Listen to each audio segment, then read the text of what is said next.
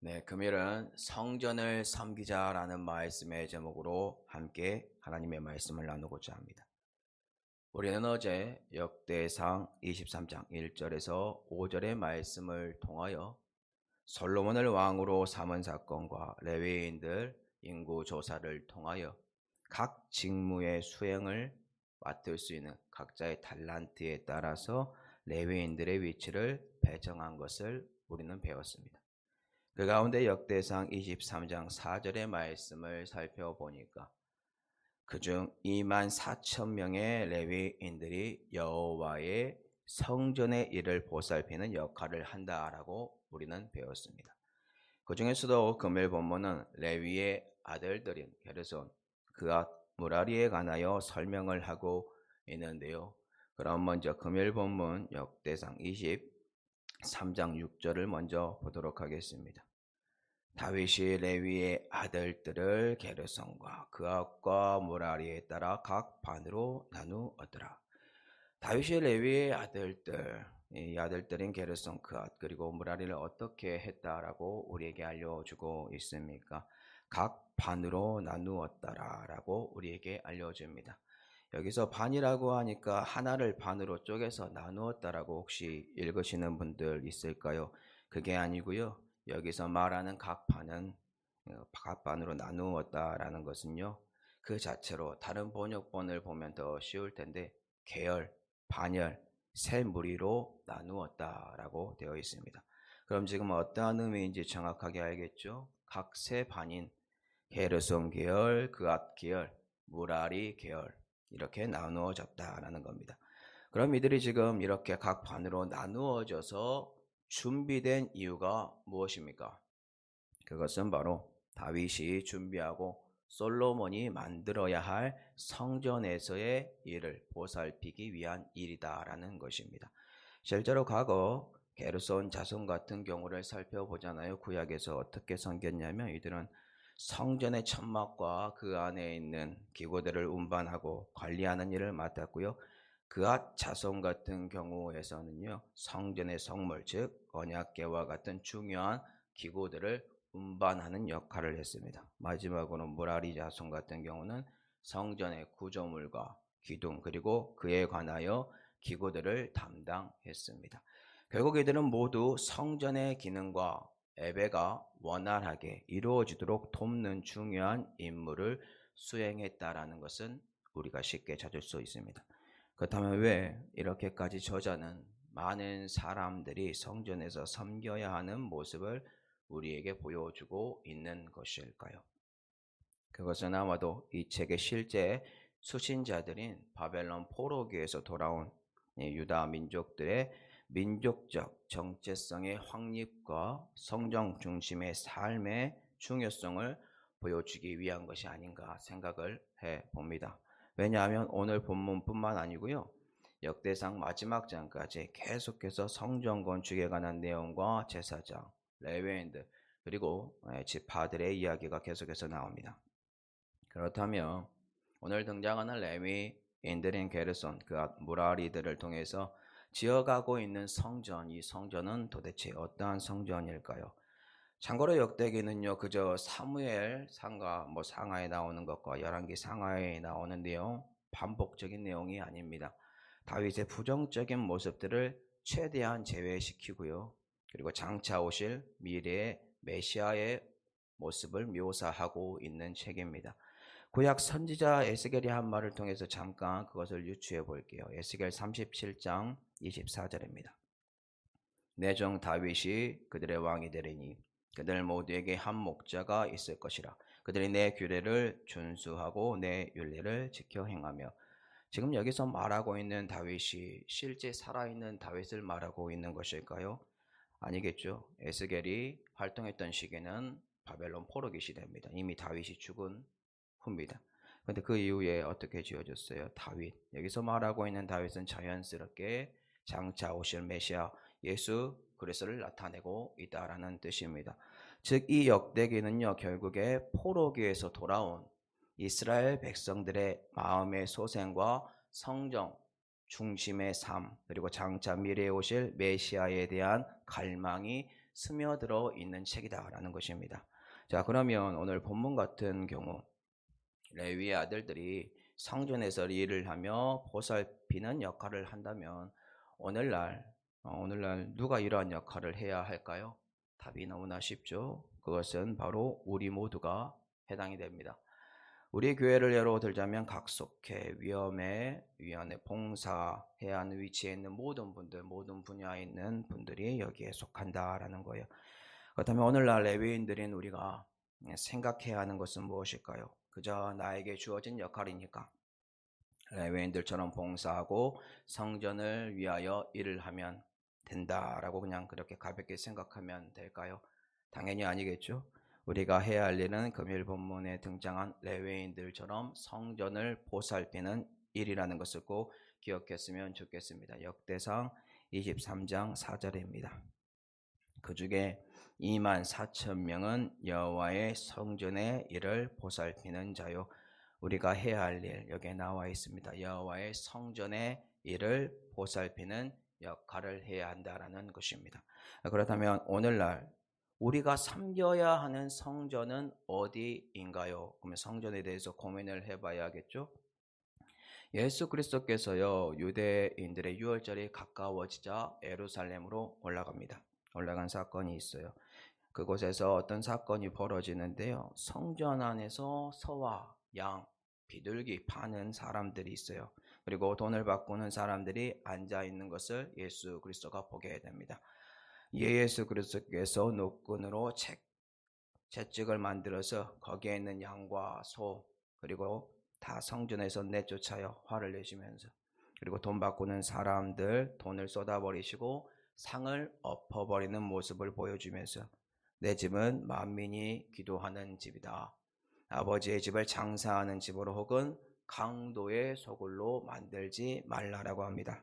그러면서 유대인들과 실랑이가 벌어졌을 때 예수 그리스도께서 하신 말씀이 있습니다. 이 말씀이 바로 예수 그리스도께서 진정으로 우리에게 보여주고자 하는 성전인데요.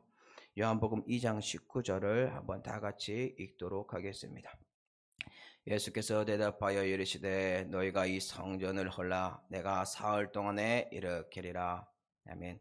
지금 예수 그리스도께서 말하고 있는 이 성전이 어디인가요? 그 당시에 유대인들이 46년 만에 세운 헤롯 성전을 가르치고 있는 것인가요? 아니겠죠? 네, 바로 이 성전 예수 그리스도 자기 자신의 육체를 가리킨다라고 우리에게 정확하게 말을 합니다. 요한복음 2장 21절입니다. 그러나 예수는 성전된 자기 육체를 가리켜 말씀하신 것이라. 아멘. 이 성전은 바로 예수 그리스도께서 3일 만에 세우신 성전입니다. 이 성전이 어떻게 세워졌나요? 바로 자기 자신이 대속 제물이 되심으로 우리의 죄를 위하여 죽으시고 3일 만에 부활하심으로 세워졌습니다. 그러면 과거 솔로몬 성전, 스룹바벨 성전, 헤롯 성전 이 모든 성전이 다 허물어지고 사라졌는데 오늘날 사라지지 않은 성전은 무엇인가요? 바로 예수 그리스도라는 것입니다. 그렇다면 우리는 오늘날 금요일 본문에 등장한 레위인들인 게르손, 그앗, 무라리 계열처럼 성전의 일을 보살피는 일을 해야 한다면 우리는 누구를 어떠한 성전을 섬겨야 할까요? 바로 우리는 예수 그리스도를 섬겨야 할 줄로 믿습니다. 그럼 또 누가 성전이 되는 줄 아십니까? 방금 읽은 요한복음 2장 21절처럼 예수 그리스도가 성전된 자기 육체를 가리켜 말씀하신 것처럼 우리 또한 예수 그리스도와 함께 죽고 부활한 존재들로서 예수 그리스도 덕분에 성전된 예수 그리스도의 몸의 일부가 우리가 되는데요. 이를 에베소서에서는 우리를 교회라고 하고 함께 지어져가는 성전이라고 합니다. 그리고 우리가 예수 그리스도 덕분에 내 안에 새로운 영인 성령이 부어짐으로 예수 그리스도와 함께 하나님께서 거하실 초소인 성전으로 함께 계속해서 지어져 간다라고 하는데요. 에베소서 2장 21절부터 22절 한번 다 같이 읽겠습니다. 그의 안에서 건물마다 서로 연결하여 주 안에서 성전이 되어가고 너희도 성령 안에서 하나님이 거하실 처소가 되기 위하여 그리스도 예수 안에서 함께 지어져 가느니라. 아멘. 결국 예수 그리스도 덕분에 우리 또한 주 안에서 연결되어짐으로 성전이 만들어지고 있다는 것을 알 수 있습니다. 이것을 통해 우리는 또 무엇을 고민을 해야 할까요?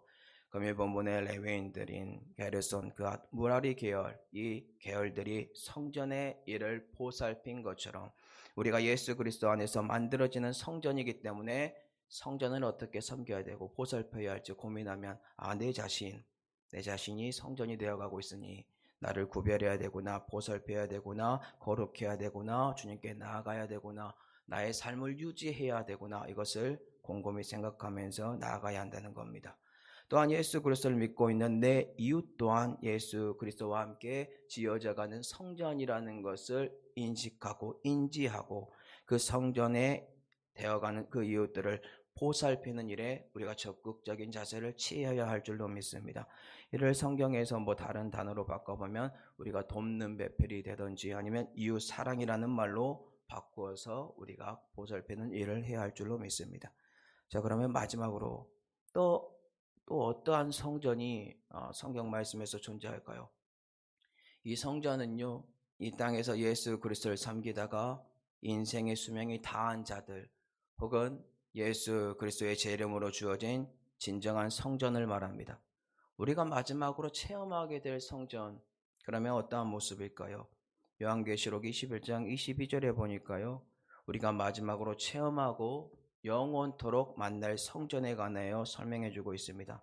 한번 다 같이 보도록 하겠습니다. 요한계시록 21장 22절입니다.